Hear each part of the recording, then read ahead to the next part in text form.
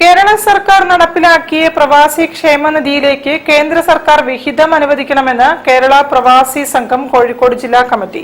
പ്രവാസികളോടുള്ള കേന്ദ്ര സർക്കാർ അവഗണനയ്ക്കെതിരെ ഒക്ടോബർ 7-8 തീയതികളിൽ രാപ്പകൽ സമരം നടത്തും. ഇതിനു മുന്നോടിയായി ജില്ലയിൽ പ്രചരണ ജാഥ നടന്നു.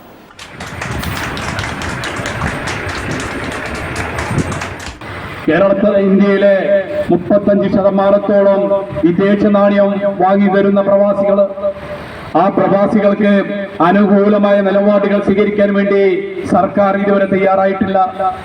കേരള സർക്കാർ നടപ്പിലാക്കിയ പ്രവാസി ക്ഷേമനിധിയിലേക്ക് കേന്ദ്ര സർക്കാർ വിഹിതം അനുവദിക്കണമെന്ന മുദ്രാവാക്യമുയർത്തി കേരള പ്രവാസി സംഘം ജില്ലാ കമ്മിറ്റിയുടെ നേതൃത്വത്തിൽ ഒക്ടോബർ 7-8 തീയതികളിൽ കോഴിക്കോട് ആദായനികുതി ഓഫീസിന് മുന്നിൽ രാപ്പകൽ സമരം നടത്തും. സമരത്തിന്റെ ഉദ്ഘാടനം ഒക്ടോബർ 7-ന് പ്രവാസി welfare board chairman advocate Gafoor P lilies നിർവഹിക്കും.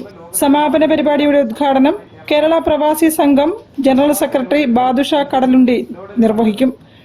പ്രവാസി ക്ഷേമ പെൻഷൻ ഉൾപ്പെടെയുള്ള പദ്ധതികൾക്ക് കേന്ദ്ര വിഹിതം നൽകാത്തത്, ഉത്സവ സീസണുകളിൽ വിമാനയാത്രാക്കൂലി അനിയന്ത്രിതമായി വർദ്ധിപ്പിക്കുന്നത് തുടങ്ങിയ കാരണങ്ങളാൽ പ്രവാസികൾ ബുദ്ധിമുട്ട് അനുഭവിക്കുകയാണെന്നും കേന്ദ്ര പ്രവാസി കാര്യ വകുപ്പ് പോലും എടുത്തുമാറ്റിയ പ്രവാസികളോടുള്ള കേന്ദ്ര സർക്കാർ അവഗണനയ്ക്കെതിരെയുള്ള പ്രതിഷേധത്തിന്റെ തുടർച്ചയാണ് ഒക്ടോബർ 7-ന് കേന്ദ്ര സർക്കാർ സ്ഥാപനങ്ങൾക്ക് മുന്നിൽ നടക്കുന്ന സമരമെന്നും കേരള പ്രവാസി സംഘം ജില്ലാ കമ്മിറ്റി സെക്രട്ടറി CV ഇക്ബാൽ പറഞ്ഞു.